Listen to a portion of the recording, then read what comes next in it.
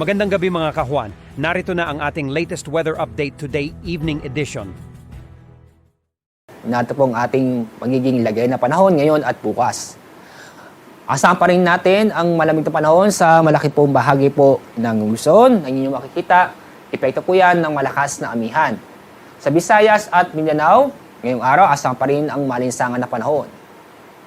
May mga tsansa po ng mga kalat-kalat na pag-ulan at thunderstorm sa Davao Region at Caraga. Kaya sa mga kababayan po natin sa mga nabanggit na lugar, mag-ingat po tayo sa mga posibleng pagbaha o pagguho ng lupa. Bukas, hindi lamang Luzon ang maapektuhan ng amihan, kasama rin po ang Kabisayaan.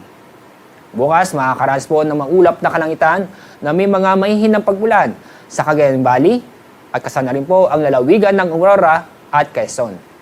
Samantala, ang lalabing pong bahagi ng Luzon kasama ang Metro Manila, kasama rin po ang buong Visayas ay makakaranas po ng maganda at maliwas sa panahon.